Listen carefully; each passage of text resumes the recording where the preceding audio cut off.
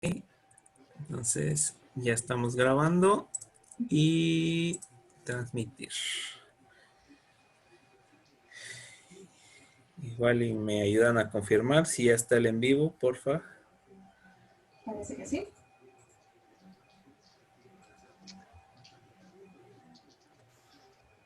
Ah, está, Bien, ya está estamos transmitiendo. transmitiendo.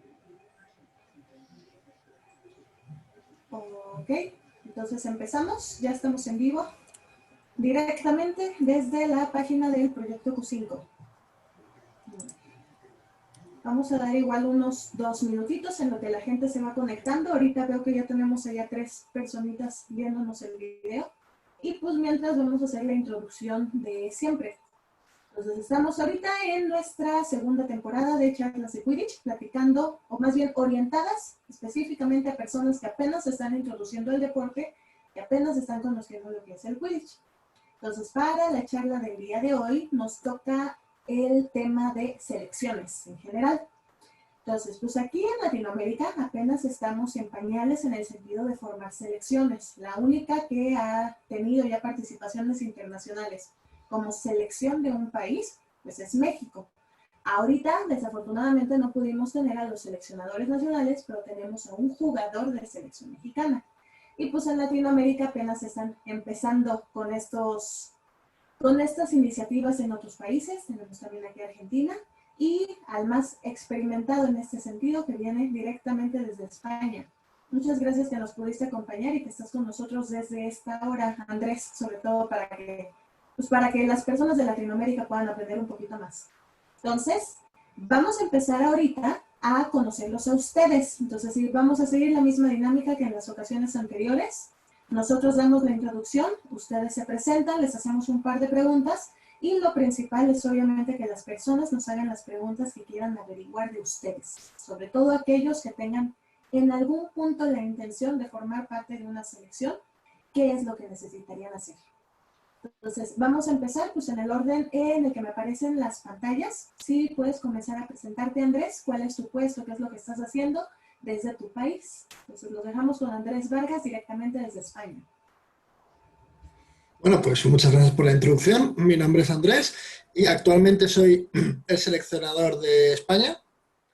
Y bueno, ahora mismo poco estamos haciendo por el COVID. Yo llevo 5 o 6 años jugando al Quidditch y pues me encuentro en el puesto de seleccionador desde hace ya un poquito más de un año.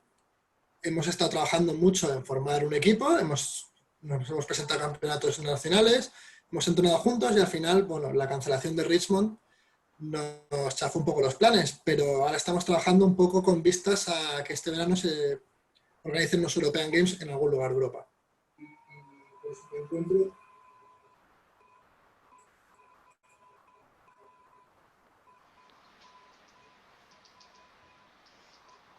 ¿Ok? Perdón, estoy escuchando varias voces al mismo tiempo en la transmisión también. Y continuamos con Silver, que estás por aquí. Hola, sí, quisiera hacer un comentario en una corrección. Como tal, sí he participado en selección, en la selección noruega. Estuve viviendo en Noruega cuando empecé a jugar el Quidditch. En ese tiempo del 2016, 2015. eh, Estuve invitado a selección mexicana ya en otra ocasión y para el último proceso de selección de este año también. Como tal, como invitación directa ya a formar parte del equipo, no fue así.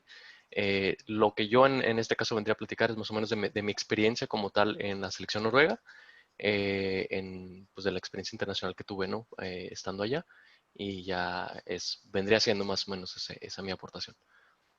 Ahorita estoy de vuelta en México desde el 2018. No he estado activo como jugador, al menos activo en el sentido en el que estuve cuando estuve jugando en Europa, que sí es una diferencia muy grande, muy significativa de qué tan activo soy ahora, y sobre todo ahora con la situación de la pandemia, ¿no? De la contingencia, pero es básicamente eso es lo que quería comentar.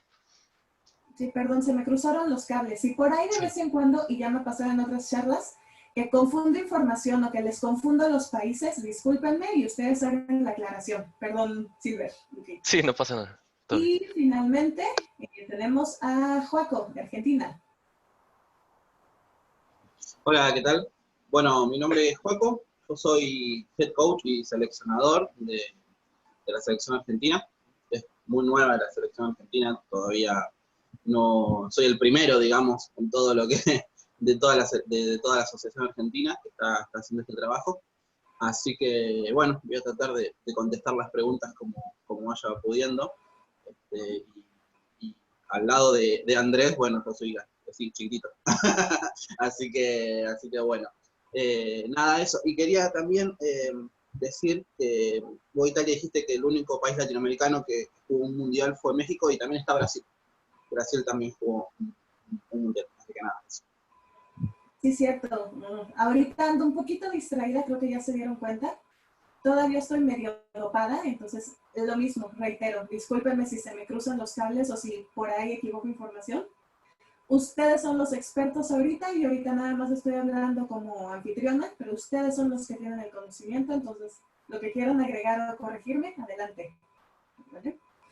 Entonces, pues vamos a empezar ahorita con las primeras preguntas básicas obligadas de cada una de las charlas. ¿Cómo fue que llegaron al puesto que tienen ahorita desde su experiencia? O sea, ya sea como seleccionador o como seleccionado, ¿cuál fue el proceso para que llegaran a ese punto?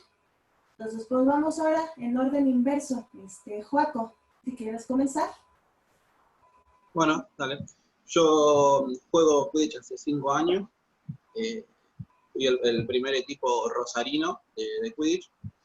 Y bueno, y empecé a ser capitán y coach de mi equipo. Y bueno, fue un trabajo grande, porque al ser el único equipo de mi ciudad era un trabajo doble. Y después, bueno, vinieron las Copas del Sur, que son de las copas latinoamericanas que se juegan. Y mi equipo salió 2 veces campeón de ese torneo, 2017 y 2018. Entonces, luego me llegó la propuesta por parte de la asociación de que si quería participar como head coach de la selección argentina. Esto fue el año pasado, a principio de año. Así que habían abierto una propuesta en realidad para todos los que quieran sumarse como head coach, y me habían dicho que bueno, que me anote también, porque les interesaba que me anote, y me anoté. Y bueno, y después la asociación me dio la entrada para poder ser el head coach de la selección. Eso sería mi... Okay. Muy bien, muchas gracias, Joaco. Seguimos con Silver. Ok, bien, si mal no recuerdo, empecé a jugar en el 2015, en septiembre aproximadamente fue cuando empecé a estudiar allá en Noruega. Un mes después de mi primera experiencia empecé a jugar como cazador, ¿no? Y luego yo estaba viviendo en una ciudad que se llama Trondheim, que es aproximadamente está a 8 horas de distancia de la capital de Oslo. Fuimos a un torneo abierto, Oslo Open se llama. Fue uno de los primeros torneos en Noruega. Y tuve ahí, creo que jugué, no recuerdo si 1 o 2 partidos y se me esguinzó un tobillo, ¿no? Estuve jugando como cazador, como les comentaba. Estuve básicamente toda la temporada de ese semestre escolar, sin jugar. Y fue ya comenzando el siguiente semestre, ya aproximadamente en enero, creo que es cuando comenzamos de nuevo, ya en el 2016, que empecé a jugar como golpeador, simplemente por creer que iba a ser menos el esfuerzo en mi rehabilitación, mi recuperación de mi tobillo. Y tiempo después, no recuerdo si eso sí ya me es un poco difícil recordar aproximadamente, pero en marzo, abril supongo fue cuando se abrió la convocatoria, tal vez un poco antes. Pues sí, se vieron mis capacidades, mis habilidades, se tomaron en cuenta para poder jugar como un golpeador, no como posición principal, porque ya había otros 2 golpeadores con más experiencia en la selección noruega. Pues fue así como se me invitó, ¿no? Básicamente siempre ha habido tal vez vamos a hablar más adelante de ello, una invitación abierta creo que eso ya se empezó a hacer después, una invitación abierta para que cualquiera pudiera asistir a una selección, perdón, a un entrenamiento de lo que viene siendo la selección, para que más personas tuvieran la oportunidad de probar qué es lo que iba a haber en las sesiones, en este caso de un fin de semana completo. Y pues tuve la oportunidad de jugar mi primer Copa Mundial en Alemania, pero así fue como empecé yo como jugador y como seleccionado, básicamente, en resumen. Sí. Luego, sí, a ver si podemos tocar un poquito más a fondo el tema, pero precisamente, hablando en particular de Silver, yo estuve también en esa misma selección, en esa misma época, pero pues yo para México, y me acuerdo que te querían para la selección mexicana, pero se tardaron en llamarte. Para cuando ya querían, que estaban interesados, que tú estabas en Europa, que querían que fueras parte de la selección mexicana, ya te habían reclutado en Noruega. Entonces, Okay. ese es pequeño dato curioso que no sé si tú sabías o no. De eso no estaba enterado, la verdad. Me enteré de que existía el Quidditch en México ahí. Hice muy buenos amigos con Ricardo. Conocí a Ariel también. Y conocí a otro jugador que ahorita, mil disculpas, se me da su nombre, con quien estuve interactuando bastante. Nos caemos muy bien. Él estuvo jugando en California, si no mal recuerdo. Y te digo, fue para mí una sorpresa, ¿no? Y sobre todo el habernos enfrentado, yo estando jugando como mexicano contra la selección mexicana en un partido decisivo, ¿no? Pero sí, muchos datos curiosos también. Y que poco a poco los vamos sacando, y esto que fue hace 4 años. Entonces, es bastante interesante aprender de esto. Bueno, y pasamos, gracias Silver, pasamos ahora con Andrés. Supongo que tú ya llevas más años en esto. Cuéntanos, ¿cómo ha sido ese proceso? Bueno, en mi caso empecé a jugar al Quidditch hace mucho tiempo y por necesidades del equipo pues me fui metiendo al cuerpo técnico, primero de asistente, luego de entrenador principal, pues porque a mí siempre de todos los deportes me gusta mucho toda la parte estratégica, toda la parte de toma de decisiones y demás. Y cuando empecé a ser entrenador de mi equipo, además cuando íbamos a torneos no oficiales, con equipos Merck que se llaman acá, pues me ofrecía entrenar también de esos equipos. Y la verdad es que al principio muy mal. Perdíamos muchos partidos y tal por decisiones mías, pero claro, yo soy de los que piensa, en la famosa cita está de Michael Jordan, ¿no? Para triunfar antes hay que haber fracasado mucho. Y bueno, pues empezamos muy mal, pero se aprende de cada torneo que fue mal y luego pues íbamos mejorando como entrenador, hasta que al final gané un torneo con un equipo de gente que ni se conocía. Y ese mismo verano, un par de meses después, se abrió la oportunidad de presentarse a seleccionador español. Lo consulté con la almohada varias noches, me presenté, tuve 2 rivales en las elecciones y afortunadamente pues se me eligió. Y a partir de ahí, pues mucho trabajo buscando un cuerpo técnico, porque ahora mismo tengo un cuerpo técnico excelente, que sin ellos obviamente yo no podría tirar de este equipo. Y a partir del cuerpo técnico, buscar jugadores, que de momento el equipo tiene buena pinta. Ok, muchas gracias Andrés. ¿Eso más o menos desde qué época fue? ¿Cuándo empezaste con todo este proceso de ser seleccionador? Pues las elecciones a seleccionar fueron en agosto de 2019. Hace 1 año y 2 meses. Por tanto, soy seleccionador desde entonces y la verdad es que el trabajo ha ido a bastante buen ritmo.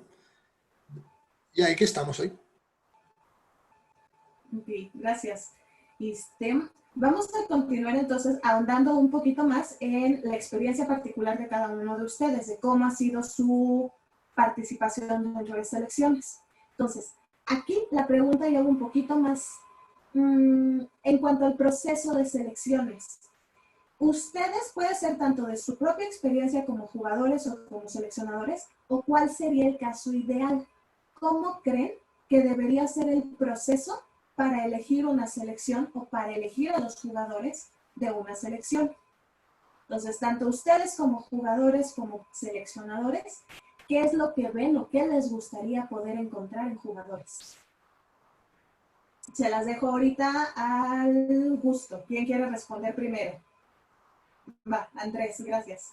Puedo responder yo porque, dado que contesto esta pregunta todas las semanas, Para mí el caso ideal, bueno, primero por parte de los jugadores, poder verles en muchos entrenamientos de la selección, pero también desde que me eligieron seleccionador he ido yo a arbitrar todos los torneos que he podido en España, así que he podido verles tanto en sus equipos como en entrenamientos de la selección. Y luego verles fuera de sus equipos es muy importante, porque una persona dentro de su equipo puede jugar muy bien porque conoce a su equipo y a lo mejor le sacas y le pones en otro equipo y juega muy mal. Yo a algún jugador con el que he tenido dudas le he abierto un privado y le he dicho, mira, te recomiendo que juegues un torneo con otro equipo en cuanto puedas. Y ahí te veo y a ver qué tal, cómo te sientes. Y yo lo que busco es eso, jugadores capaces de adaptarse a cualquier situación. No me vale un jugador que siempre solamente funciona en un escenario. Jugadores que saben hacer equipo. Lo que digo, tú cambias de equipo y funcionas igual de bien, es porque eres un jugador de equipo. Y luego jugadores que también tengan una mentalidad ganadora, pero una mentalidad sana. ¿Vale? Para mí lo importante es que después del partido, se gane o se pierda, todo el mundo sea feliz, se lleve bien y disfruten uno con la presencia de otro. Porque llevar a los 21 o 25 mejores jugadores, si luego se llevan mal, si luego no son capaces de jugar juntos, no te sirve de nada. Prefiero llevar 10 buenos y 10 un escalón por debajo, pero que complementen bien y juntos el equipo llegue más alto. Perfecto, muchas gracias, Andrés. ¿Quién quiere continuar? Bueno, continúo. Más o menos para seguir la misma línea que dijo Andrés, para mí también es muy, muy importante este tema de que se lleven muy bien los jugadores dentro de, de la selección, ¿sí? Ya que, bueno, acá en Argentina, al ser pocos equipos, no tenemos tanta cantidad de jugadores como en España, se nota mucho este tema de que hay confrontaciones entre los diferentes jugadores de la selección argentina. Entonces es muy importante que se lleven muy bien para poder participar de la selección, porque bueno, luego en la cancha eso se va a ver. Y también acá en Argentina se ve mucho este tema de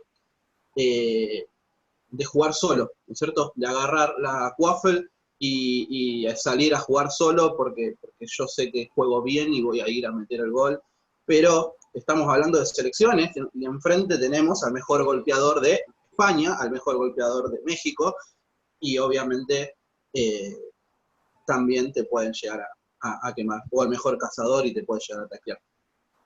Entonces, este tema de jugar en equipos para mí me parece muy, muy, muy importante. Muy importante. Y también me gustó mucho este tema de que yo también veo esto de que primero los veo cómo juegan en sus equipos y luego hago la diferencia en cómo juegan con otras personas que no son de su equipo, ¿sí? Porque me parece que ahí está en donde uno ve realmente si se sabe adaptar a otros jugadores o no. Así que nada, quería seguir un poco esta regla y marcar que lo importante que es ser buen compañero, ¿no es cierto?, dentro de la cancha y para poder llegar a ser parte de la selección. Okay. Muchas gracias, Juaco. Okay. Y finalmente, Silver. Sí, mira, se me vinieron a la cabeza muchas cosas, sobre todo porque fueron bueno, varias preguntas, pero es igual, con Joaco, siguiendo la misma línea, al menos como lo veo pues desde jugador, ¿no? Y haber estado en concentraciones, digámoslo así, en nuestros fines de semana donde íbamos a Oslo o venían a Trondheim, teníamos los fines de semana. Y se enfatizaba mucho eso, ¿no? El jugar con diferentes parejas, el, eh, supongo, pensándolo ya como lo comentan, el ver cuál era, ya también para evaluar más adelante, ¿no? Si supongo que cada selección, como por ejemplo Estados Unidos, que utiliza mucho, utilizó eh, el hecho de jugar con pares, o también selecciones que utilizan ya, hablo del caso de golpeadores, ya que esa es mi posición, o el jugar, el tener diferentes alternativas, ¿no? Diferentes parejas. Sí, sí, eso fue lo que yo estuve viendo.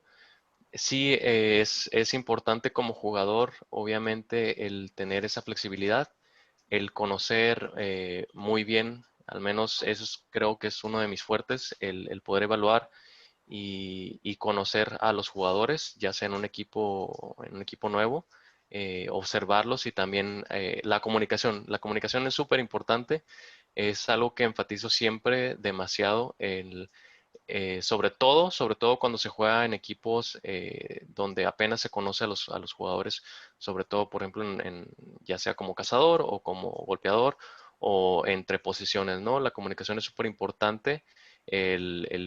Cosas tan sencillas como el estoy fuera, el cómo ya vuelvo, el cómo toma la pelota, porque reducen esa distancia del no saber cómo se juega la otra persona, ¿no? Entonces, creo que sí es importante que un jugador tenga esa flexibilidad, repito, de poder jugar con distintos estilos de juegos de personas. Obviamente, algo que sí, en lo que hacía mucho hincapié a veces es cuando hay una diferencia de nivel sobre todo pasa mucho en torneos MERC, entre los jugadores, porque entran a veces muchos jugadores novatos, es difícil, ¿no? Es difícil mantener esa constancia. Necesita ser realmente un jugador estrella como, no sé, por ejemplo, Ricardo Orriola, que tiene la capacidad a pesar de poder jugar con un jugador novato, el omitir eso como la comunicación y brillar por sí solo y poder destacar, ¿no? Y tal vez no tener 100% apoyo de la pareja, pero el poder aún así seguir y seguir y seguir. Yo como jugador que empecé sin una experiencia deportiva anterior, sí notaba al menos mucho. Mi fuerte era el evaluar a mis parejas, también del equipo contrario, y el poder, en base a eso, poder adaptarme, ¿no? Al juego y el poder ahí sí necesitaba mucho el poder comunicarme y el poder, más que decir el ordenar, el poder adaptar hacia la otra persona que pudiéramos jugar en equipo. Depende mucho, te digo, el nivel también, la condición de la persona, las capacidades, porque obviamente es mucho más fácil adaptarte a personas que tienen pues muy desarrolladas sus habilidades en cualquier otro equipo o en el equipo con el que hayas jugado obviamente, a estar en otro equipo y, pues es más difícil jugar con alguien con quien no conoces, con quien tal vez no tenga mucha experiencia. Entonces pienso que hay más variables, ¿no? Sí entiendo Andrés lo que comentas, pero pienso que también eso es un punto súper importante a tomar en cuenta, ¿no? Al menos yo lo veo así como jugador. Ok, muchas gracias, Silvia. A ver, vamos a ahondar un poquito más también en esta pregunta. Perdón. Ok, eso sí no lo vi venir. Y ya se me fue el avión. Ok. El proceso de selección. O sea, ahorita estuvimos hablando más bien, orientaron la pregunta hacia la parte del equipo. ¿Cómo seleccionar un equipo en sí? ¿Cómo trabaja ya la dinámica? ¿Qué buscan en un jugador?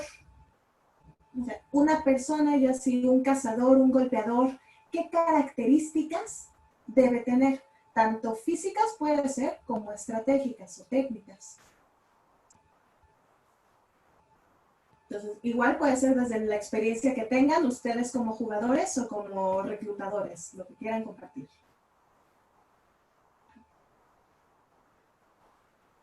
Bueno,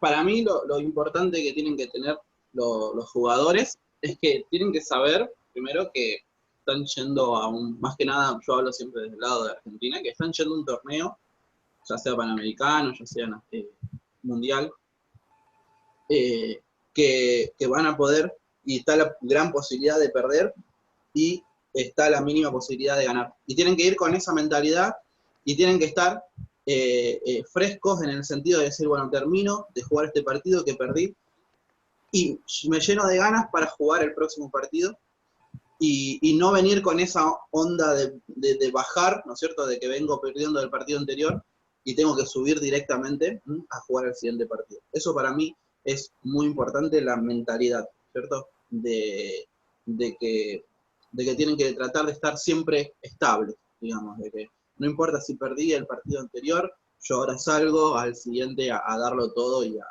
y a jugar como jugador de selección que soy. Y bueno, y después es muy importante, como decía Silver, que es algo que a mí me gusta mucho en los jugadores, leer al jugador contrario y ver qué está haciendo el jugador contrario y por dónde yo me puedo mandar dentro de la cancha, ¿no es cierto? Avanzar, teniendo en cuenta cómo juega este jugador contrario, ya sea la posición que sea, ya sea cazador, golpeador o buscador, siempre está esa lectura ante el jugador contrario que se puede hacer. Y bueno, ya con eso creo que estaría, y después, bueno, obviamente ser un buen jugador, tener buena disciplina en cuanto a lo físico para durar lo que tienen que durar dentro de la cancha. Ok, bueno, muchas gracias, Joaco. También en lo que responden nuestros otros dos invitados, les recordamos a las personas que nos están escuchando que ahorita se trata de que aprovechen la experiencia de los invitados que tenemos con nosotros. Entonces, cualquier pregunta que tengan acerca de todo este tema, la pueden ir dejando ahí en los comentarios en Facebook y ahorita se las vamos a hacer a nuestros invitados, ¿vale? Entonces, vamos con esta misma pregunta, como ya qué capacidades o qué características debería tener un jugador de selección. ¿Quién quiere compartir? Va, Andrés. Oye, yo como Joaco voy a empezar hablando mentalmente. Y lo primero, y aunque parezca muy obvio y muy sencillo, una persona que quiera estar en la selección. ¿Qué significa esto? Pues porque hay mucha gente que se apunta, pero luego cuando llega la hora de demostrarlo o de hacer esfuerzos o tal, no lo hacen. Entonces tú necesitas una persona que durante todo el año te esté demostrando que le interesa la selección. Y eso también muchas veces se nota en que al haber tanta variedad de equipos y tanta variedad de jugadores, a lo mejor seleccionas a un jugador que es la estrella en su equipo y todo su equipo juega para él. Pero cuando viene a la selección tiene que saber a dónde viene. Y viene a un equipo donde todo el mundo tiene un nivel muy similar al suyo. Entonces tiene que saber que aquí el equipo no va a jugar para él, sino que él va a jugar para el equipo. Y eso es una cosa importante que necesita un equipo y una selección que entiendan todos sus jugadores. Aparte de eso, mentalmente gente que sea capaz de tener la humildad de aprender. Porque en el mismo caso que anterior, lo que hagas en tu equipo no siempre aplica a la selección. Luego ya, características físicas sobre el campo, no podría dar una lista dado que no puede ser muy cerrado. Si tus 14 cazadores tienen las mismas características físicas, si un partido va mal, no puedes adaptarlo. Necesitas 3 o 4 tipos de jugador distinto. A lo mejor un partido lo vas a ganar con 4 jugadores rápidos, o a lo mejor necesitas un jugador rápido, un jugador fuerte y un jugador que piense más y le dé pausa al juego. Entonces, la característica que busco es distintas características en cada uno de los jugadores. Puedes tener 2 o 3 similares para intercambiarlos, pero necesitas tener variedad táctica y para eso necesitas variedad de características de tus jugadores. Wow, muy bien, muchas gracias, Andrés. Y finalmente, Silver. Mira, sobre lo que me parece que lo que dijo Andrés ya es bastante completo. Puedo aportar en el sentido de lo mental, ¿no? A la hora de un partido o de varios partidos, creo que depende mucho también la condición física, porque obviamente se va deteriorando, va de la mano pues, digamos, no sé cuál sería la palabra correcta, el término correcto para decir la condición mental, porque hay veces que el deterioro físico, obviamente depende de cuántos partidos has jugado, cuánto tiempo has jugado, la intensidad del partido y tal vez otros factores, el clima. Si este tipo de decisiones creo que este tipo de factores, perdón, afectan bastante al rendimiento, ¿no? Y a la toma de decisiones de un jugador. Entonces, creo que si como seleccionador o como jugador hay que enfocarse en eso, el tener la capacidad ya estando dentro de la cancha de decir cuándo estoy yo ya tomando decisiones. Es algo que también obviamente el coach, el cuerpo técnico va a estar viendo y va a estar sacando a sus jugadores, ¿no? Entonces pienso que va muy de la mano la toma de decisiones también con la fatiga, con el estrés y pues básicamente para mí eso es algo muy importante porque puede definir un partido en situaciones críticas, ¿no? El que tal vez uno de tus jugadores muy, muy importantes o un jugador que tenga un rol muy importante no esté tomando buenas decisiones o esté afectando las decisiones de los demás jugadores o de la pareja. Y obviamente viene de la mano, como comentaba, de la condición física también. Entonces, esa es una parte. Obviamente hay muchos más factores como los que mencionaron Andrés y Joaco, pero sí quería hacer al menos hincapié en eso, algo que he visto como jugador, ¿no? Podrás tener un jugador también, bueno, otro tema, ¿no? Un jugador que es muy bueno, pero a la hora de tal vez comete un fallo y luego comete otro fallo, entonces ya no hablando del tema de deterioro físico o estrés, se desconcentra, ¿no? Entonces pienso que también el tener un jugador que tenga temple, que no, muchas veces son a causa de, eh, responden a cierto comportamiento de otros jugadores y pierden la noción, ¿no? Pierden la noción del juego, el partido. Pienso que también, al menos eso yo no lo había experimentado hasta que estuve aquí en México, que hay, obviamente, pues jugadores de todo tipo, ¿no? Pero es algo que vi que sucede aquí en México, ¿no? Que sí hay jugadores que pueden perder el temple por sus fallos o al caer como en, am, ¿cómo poder decirlo? Por comportamiento de jugadores del equipo contrario. Entonces creo que es algo importante de evaluar en un jugador. Como decían también fuera de la cancha, cuál es el comportamiento y tal vez en base a eso te pueda lanzar un poco de información. Pero sí, es básicamente con lo que quería aportar en esta pregunta. Ok, muchas gracias, Silver. Mientras aquí, Diego, ahorita todavía no hay preguntas para los invitados, ¿verdad? Ok, va. Entonces, Ok, acaban de poner una pregunta. Dice, ¿cómo mantienen la concentración de sus jugadores durante un juego? O sea, me imagino que va como a que mantengan el enfoque durante un partido. O sea, todo el equipo que esté enfocado, ¿cómo lo hacen o cómo lo trabajan? Yo, personalmente, ahí lo tengo claro. Si llevo un equipo de 21 jugadores, intento que en un mismo partido jueguen 12. Si tú quitas un jugador para meter otro, el jugador que entra no está en ritmo de partido.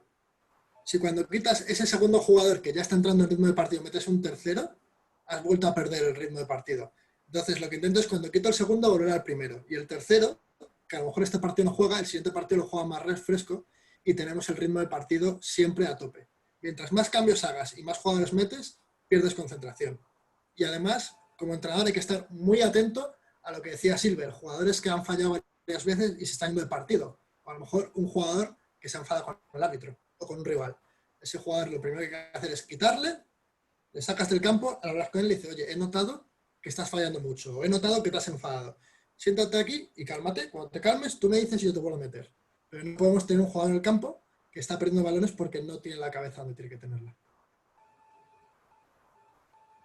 muy, muy cierto. Muchas gracias, Andrés. O sea, eso es algo bien, bien importante que todos deberían saber. O sea, tener la capacidad de mantener la cabeza fría en cancha es bien complicado, pero es de lo más importante. Y para todos, tanto jugadores como cuerpo técnico, árbitros, todos. Okay. ¿Quién más quiere compartir de esta misma pregunta? ¿Cómo mantienen la concentración de su equipo? Ya sea como jugadores, como compañeros o como cuerpo técnico, como entrenadores. Bueno, yo lo puedo decir por el lado de mi equipo, de los Red Dragons. Por ahí muchas veces para mantener la concentración, más que nada cuando por ahí Andrés habló de equipos grandes, por ahí hay equipos que no tienen tantos cambios. Siempre hay jugadores que se complementan, ¿no es cierto? Juegan los dos, hacen como una sinergia que juegan mucho mejor. Y muchas veces hay que estar atento a ese tipo de cosas. Y cuando un jugador pierde la concentración y no tenés la cantidad de cambios necesarios para hacerlo, está bueno en ponerles compañeros que puedan, ¿cierto? Este jugador que perdió la concentración se pueda apoyar en este compañero y que lo guíe, ¿cierto? y que trate de ponerlo en ritmo nuevamente, ¿no? Por eso también el compañerismo es muy, muy importante. Esto de apoyarte en tu compañero para poder mantener la concentración. Pero después, obviamente, que todo lo que dijo Andrés para mí es súper importante, esto de mantener la concentración con los mismos jugadores siempre, y bueno, hay que tratar de no enojarse, y eso es algo que para mí va a ser un gran desafío dentro de Argentina, porque si hay algo que tienen los argentinos es que se enojan con cualquier cosa, entonces eso va a ser un gran desafío dentro de la selección argentina, pero bueno, vamos a tratar de hacerlo de la mejor manera, y creo que siempre hay alguien dentro de la cancha que puede poner paños fríos y calmar a esta gente que se enoja, entonces por ahí aporto esto de apoyarse en compañía. Ok, muchas gracias, Juaco. Y Ah, Silvia, igual, ¿quieres comentar? sí, fíjate que sí como jugador sí es un poco más difícil, ¿no? Obviamente, estando dentro de la cancha y a veces pasando muchas situaciones, muchas cosas al mismo tiempo. Como golpeador, es un poco más sencillo, al menos la pareja verlo, ¿no? Me ha tocado verlo y me ha tocado que me lo comenten, ¿no? Probablemente ya necesites un cambio de turno o que lo pidan o pedirlo al coach, ¿no? Por ver, obviamente lo que comentaba Joaco, ¿no? Cuando hay muy buena sinergia, obviamente conoces cómo está jugando la otra persona, cómo está jugando tu equipo, cómo están jugando los demás cazadores. También a veces es posible ver, por ejemplo, desde el punto de vista de un golpeador, las cosas, lo que está sucediendo en los los cazadores, y poder comentarlo, ya sea si hay un timeout o si hay un escobas abajo, comentarlo con el coach o comentarlo con los mismos otros jugadores. A veces lo que sí he hecho, por ejemplo, en mi propia experiencia es ir con algún jugador en específico y comentar tal situación, ¿no? Y comentar eh, sobre tal jugada o el comentarlo con el coach, como decía, ¿no? Para ver si tal vez hay una posibilidad de cambio, de ritmo, de estrategia. Es importante también, obviamente, es tal vez otro tema, pero el mantenerse, obviamente casi siempre los torneos son en climas, al menos los torneos más importantes en climas más extremos, como el calor.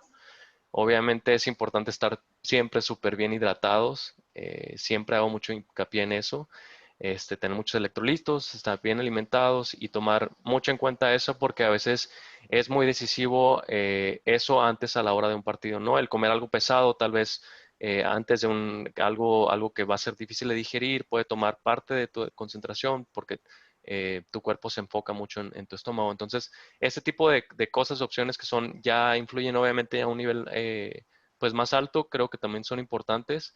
Este, y pues como decía antes, ¿no? La comunicación es súper importante, el ver, también como jugador, el ver cómo puedo apoyar o cómo puedo beneficiar al equipo si es que llego a ver a un jugador que esté tomando decisiones muy fuera de tal o X jugada o tal estrategia, el bajar el ritmo de juego, también a veces para uno poder estar más enfocado, si estás en un ritmo, a veces dependiendo cómo el otro equipo te hace jugar, si te hace jugar, si ellos quieren tomar ventaja al hacerte jugar a su ritmo, a veces es verlo también tanto de manera individual, sobre todo el bajar ese ritmo, ¿no? Y tratar de tomarlo de manera donde tú te sientas mejor como jugador y como equipo. Ok, vale. Muchas gracias, Silver. Y creo que por ahí tenemos más preguntas, ¿verdad, Diego? Sí, acaban de poner otra. Dice, ¿han tenido dificultades con los nuevos requisitos de la IQA para selecciones? Ok. Vamos a poner aquí un Sí. poquito en contexto. Igual ahorita en este momento yo no tengo el nuevo reglamento fresco en la memoria, entonces Andrés y Joaco, si ustedes lo tienen más fresco, me corrigen. Pero si no me equivoco, ya hay ciertos requisitos en cuanto a diversidad de género, por ejemplo, ¿no? En cuanto a posiciones, etcétera, etcétera. Entonces, si como antecedente nos pudieran ayudar a recordar esa parte, ¿qué es lo que la IQA ahorita está exigiendo para sus elecciones y cómo lo están trabajando ustedes? Bueno, la diversidad de género ya se exigía antes. Simplemente ahora han puesto un cuadro que dice claramente cómo se reparten los géneros. Aparte, supongo que también se refiere a los criterios de nacionalidad, de haber jugado tanto tiempo en un país y todo eso, que han cambiado este verano. Vamos, ella lo sabe bien porque forma parte del equipo que los ha cambiado. Y en ese sentido, a nosotros no nos molesta mucho, excepto el de vivir en el país donde se juega, que han puesto un nuevo criterio que es que tienes que vivir 9 meses al año en el país para la selección donde juegas. O por lo menos 2/3 de tu plantilla tiene que vivir en el país donde juega. España es un país que viaja mucho y muchos de nuestros jugadores están en otros países. Tenemos jugadores en Inglaterra, en Alemania, en Estados Unidos y tal. Entonces, solo podemos llevar 1/3 de nuestra selección compuesta por esos jugadores. Todos los demás criterios no nos afectan en absoluto. Ok, gracias Andrés. Joaco. No, la verdad que, o sea, nosotros todavía la selección no la tenemos completamente armada, ¿no es cierto? Se nos complicó mucho con este tema de la pandemia. El año pasado hemos hecho un par solamente de entrenamientos en cada una de las localidades acá de Argentina, así que la selección todavía no estaba armada. Cuando la estamos por poner a armar, justamente la selección, la preselección, miradas al Mundial, llegó COVID-19 y nos complicó un montón. Entonces nosotros todavía los requisitos no nos afectan porque no tenemos la selección armada. A partir de ahora, de estos requisitos, vamos a armar la selección en base a estos nuevos requisitos de IQA y vamos a poder utilizarlo de mejor manera. En cuanto al problema de 1/3 de jugadores que tienen que vivir dentro o sea, que viven fuera del país, nosotros no tenemos muchos jugadores que viven fuera del país, la gran mayoría vive acá en Argentina. Solamente hay una jugadora que es de Perú, pero que justamente cumple esto, de que ella estudia acá en Argentina, vive 10 meses acá en Argentina y se va 2 meses a Perú. Así que ningún jugador de Argentina está bajo este requisito. Así que justamente eso. Los requisitos no nos complicaron demasiado porque nos vamos a basar en estos requisitos para hacer la selección argentina. Supongo que, como comentario, perdón que interrumpa, supongo que ese requisito, no estoy al tanto de los nuevos requisitos, ¿no? Supongo que ese requisito es para jugadores extranjeros, porque sí, obviamente no tendría, bueno, digamos, un jugador mexicano, siendo nacional mexicano, un jugador argentino, un jugador español, que estuviera en el extranjero, me imagino que esté los meses que esté viviendo en el extranjero puede jugar con su selección por ser nativo, ¿no? Me imagino que, no sé, Andrés, si me puedes comentar, es una, que en este caso sí me preocupa un poco, ¿no? Por tal vez la posibilidad de no jugar con la selección noruega, por lo mismo, ¿no? Porque no estoy viendo Noruega. Me imagino que es algo para jugadores extranjeros, si no me equivoco. En principio es para todos los jugadores, pero solo afecta a 2/3 de la plantilla. Tú puedes llevar 1/3 de tu plantilla que viva donde sea y no cumpla este criterio. Entiendo que a la selección de México particularmente le tiene que afectar más que a ninguno porque me consta que hay muchos jugadores mexicanos que juegan en Estados Unidos. Exactamente, sí. O sea, igual yo les puedo comentar mi experiencia desde el punto de vista como externo y como entrenadora de alguno de los seleccionados, pero sí hay una bronca en México precisamente por eso. Porque muchos o juegan en las ligas de los estados del sur de Estados Unidos, o también nos ha ocurrido que hay muchos mexicanos, o más bien de ascendencia mexicana, que crecieron y que estudian o que viven en otros países, pero tienen la nacionalidad mexicana. Entonces, esos son los que están en la disyuntiva de si pueden o no pertenecer a la selección. Pero pues igual, como dice Andrés, nos afecta nada más a 2/3 partes de la selección. La otra parte, pues sí es de los jugadores locales que compiten aquí en el país. Entonces, pues ahí sí. Si nos metemos ya a platicar de seleccionabilidad de jugadores, ya sería un tema completamente diferente. Porque, por ejemplo, antes de desviarme a esto, ¿hay alguna otra pregunta, Diego? Si no, para regresar a ese tema. Sí hay una, pero si quieres continuar con esa. Okay. Nada más para comentarlo, o sea, igual desde ustedes, sus países, ¿cuáles son los criterios para que un jugador pueda ser parte de la selección o no? Por ejemplo, igual ahorita también no tengo la certeza de las fechas de los datos en México, pero sí se quiere poner la regla de que tienes que haber participado en al menos X torneos dentro de tu país, dentro de tu selección y formar parte de, en este caso de Quidditch México, ser jugador afiliado a Quidditch México para que puedas participar o no. Entonces, no sé si ustedes dentro de sus países tienen ese tipo de restricciones también, ¿no?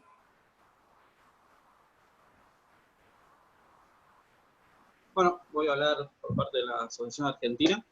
Para ser parte de la selección tienes que estar asociado, ¿no es cierto?, a la Asociación Argentina de Quidditch, eso es lo primero. Y luego no hay ningún otro requisito más que estar asociado, ¿cierto? Y cumplir con los límites de edad.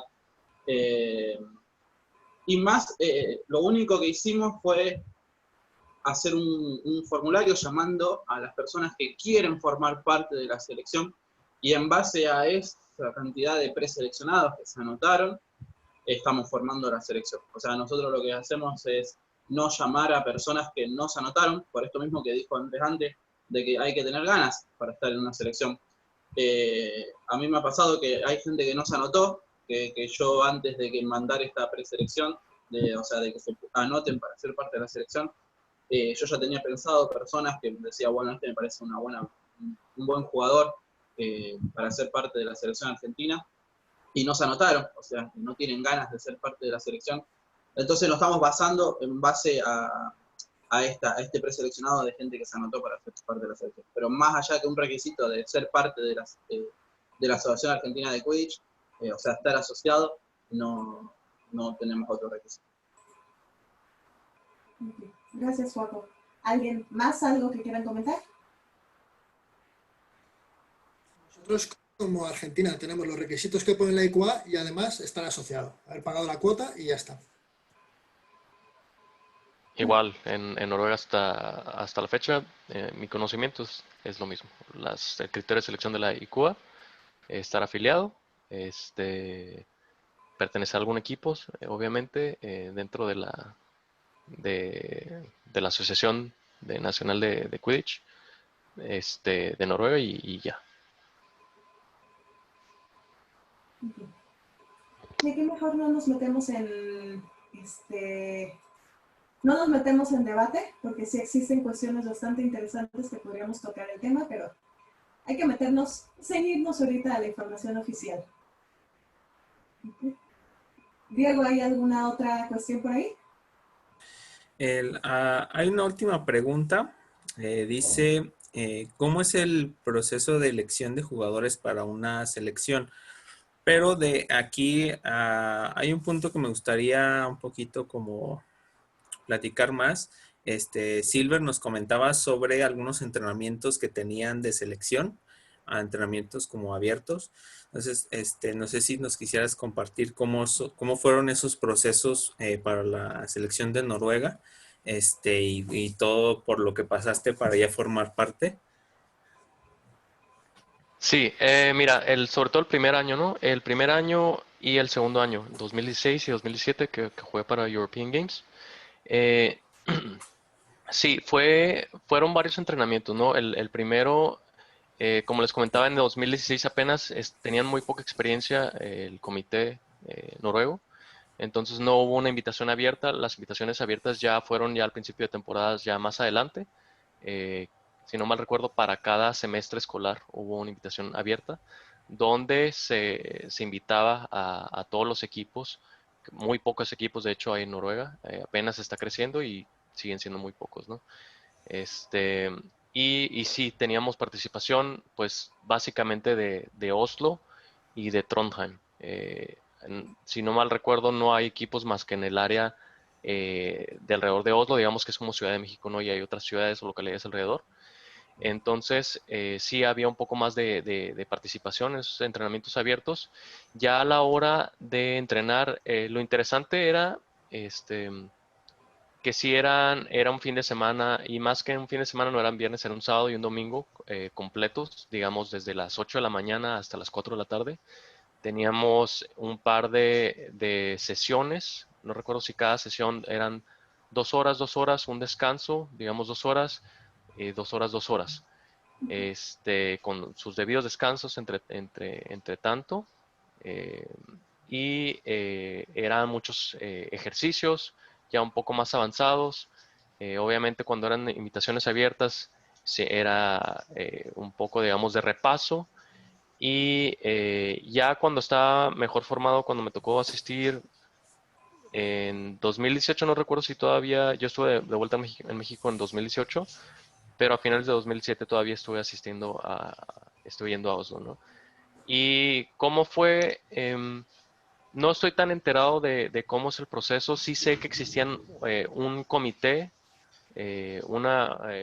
varias personas, 3, 4 personas. Existía un coach también, existía un asistente del coach, quienes organizaban todos las concentraciones, los entrenamientos, y ellos tenían sus hojas, ¿no? Donde evaluaban también a los jugadores. Hubo un tiempo en el que teníamos como un ranking que era meramente informativo, porque a final de cuentas te digo,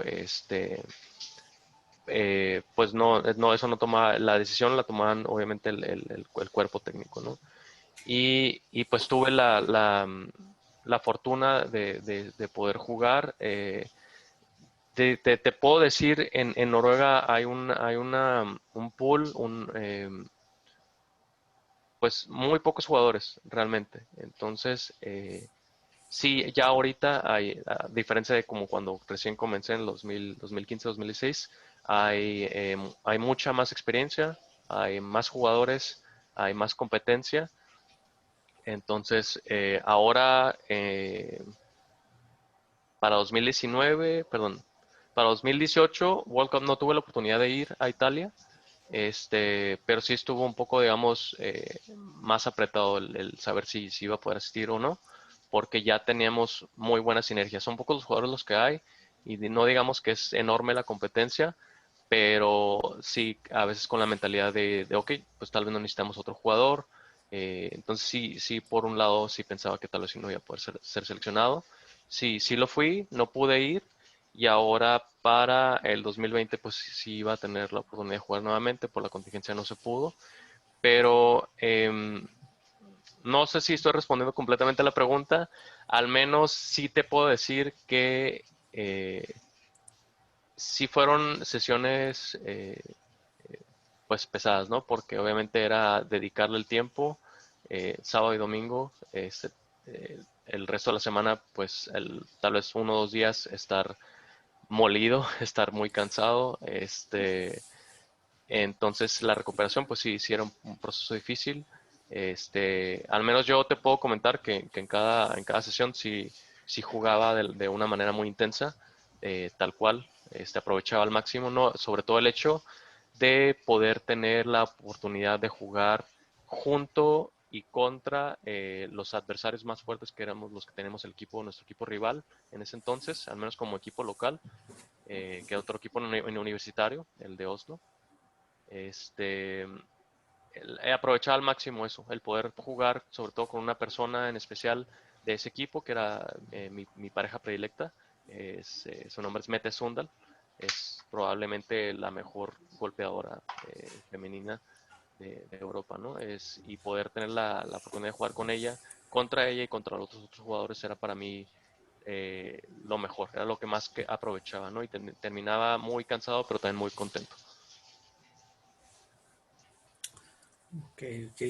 Sí, es que de hecho fue algo que me llamó la atención porque por lo regular, bueno, a lo que han estado comentando, veo que van y observan a los jugadores en partidos o en entrenamientos, pero me llamó mucho la atención ese porque era como un evento en específico donde llamaban a los jugadores digamos que a estarlos observando con todo lo que ya comentaron, ¿no? De cómo se adaptan con otros jugadores, ya la cuestión mental de verlos cómo juegan ya fatigados. No sé, me llamó mucho la atención y creo que quedaba bien con esa pregunta.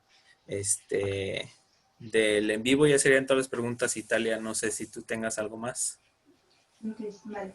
Pues mira, ahorita ya prácticamente por el tiempo estamos justo sobre la hora para cerrar. Creo que aquí me estoy tomando el atrevimiento de hablar por ustedes, chicos. Si algo no están de acuerdo, tienen todo el derecho de decirlo. Pero pues invitamos a las personas que nos están escuchando que si tienen más preguntas, si tienen dudas, si tienen curiosidad de lo que sea, acérquense con los invitados. Ellos tres son chicos que yo conozco, no en persona.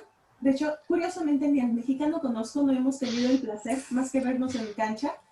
Pero hay que aprovechar esta situación en este momento de que aunque no podemos vernos físicamente en cancha, tenemos estos medios para contactarnos. Entonces, si cualquier persona tiene curiosidad, tiene dudas, tiene preguntas y quiere saber más de la experiencia de los invitados que tenemos aquí, acérquense a ellos, mándenles un mensajito, platíquenles. Les aseguro que ellos no muerden, nada más te mandan los dedazos a la cabeza, pero no muerden. Entonces, de eso se trata esta parte de las charlas, de convivir, de aprender obviamente, o también de hacer amistades y de conocernos un poco más entre todos. Entonces, a nombre del Proyecto Q5, les queremos agradecer enormemente por estar con nosotros y sobre todo por hacerse el tiempo, especialmente pues con todos los cambios de horario que tenemos en este momento, ¿no? Pero muchísimas gracias por la disposición. Quedamos a sus órdenes también cuando quieran compartir cualquier otra información. Vamos a hacer después, estamos empezando a planear podcasts o diferentes tipos de Contenidos. contenido exactamente a partir del próximo año, donde ustedes con todo gusto pueden compartir más con las personas que tengamos aquí a nuestro alcance. Incluso a ver si ya nos terminamos de animar a compartir este contenido en otros idiomas. Esperemos que para el 2021 ya lo podamos difundir en inglés al menos, ojalá, idealmente en portugués. Entonces, ahí cualquier cosa que necesiten, estamos a sus órdenes y de todo corazón, gracias por acompañarnos, chicos.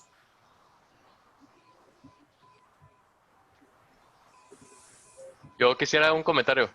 Dígame. Muchas gracias por la invitación. Me hace muy feliz, la verdad, el hecho de que haya este tipo de charlas, este tipo de paneles, como les comentaba. Creo que era algo súper necesario aquí en México para el desarrollo y es algo que no se hace en otros países. Al menos les puedo comentar. Bueno, sí. De hecho, bueno, me parece que me equivoco al decir eso, ¿no? Probablemente en otros países sí existe, en Alemania sí existe, en España sí existe. Este, ya personas que hacen como podcast, que hacen algo más, algo diferente, ¿no? Aquí en México no se tenía eso.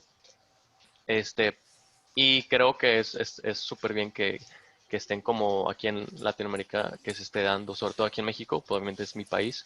Me da muchísimo gusto y espero que más gente se sume, ¿no? Y que haya muchas preguntas. Yo también estoy súper abierto a que me contacten, ya sea por Messenger, por ejemplo, por Facebook, a cualquier pregunta, cualquier cosa, cualquier comentario que tengan, pero sí, me hace muy feliz que se esté dando esto. Gracias, Silver. Definitivamente no sería lo mismo de no ser gracias a ustedes, a los invitados que están dando de su tiempo y de su experiencia. Gracias. Quisiera despedirme yo también con un agradecimiento y con una exigencia. Primero agradecer la invitación, agradecer a todos los que habéis estado aquí, que ha sido muy divertido, agradecer a la gente que lo ha visto y que hace falta estos proyectos, así que seguid así. Y luego la exigencia es, por favor, tengo muchas ganas, ya sé que es difícil, de ver una selección argentina, una selección chilena, peruana, boliviana, uruguaya, me da igual, quiero ver muchas más selecciones, sobre todo latinoamericanas en un mundial. A mí me haría muchísima ilusión tener todos esos países ahí. Así que, por favor, espectadores y tal, apuntaos, porque un mundial es muy, muy divertido. Bueno, les aprovecho también para agradecer y despedirme. Muchas gracias por de nuevo invitarme. Estoy abierto a que me inviten las veces que quieran. Y bueno, con respecto a la exigencia de Andrés, vamos a intentar ir al próximo mundial sí o sí. Ya estábamos con la mente ahora para el 2021, de ver cómo hacíamos para ir, pero bueno, vamos a intentar para el próximo mundial, seguramente una selección argentina va a haber. Lo prometo acá en vivo, adelante de un montón de gente. Si ya no te puedes echar para atrás, ya está en vivo en Facebook y ya no se te puede. Ya está grabadísimo y guardado. Muchísimas gracias, chicos, y pues sí, desde nuestra trinchera nosotros vamos a seguir creando contenido para toda Latinoamérica, definitivamente. Y pues ya queda en cada uno de ustedes que si podamos tener la oportunidad de encontrarnos todos en cancha, en algún punto. Bueno, muchas gracias chicos y pues nos estaremos viendo en 15 días para nuestra siguiente charla que va a tocar el tema de los eventos precisamente, tanto a nivel nacional, que son los que nos competen a nosotros en México, como a nivel internacional. Gracias por estar con nosotros, por acompañarnos y nos vemos entonces en 15 días.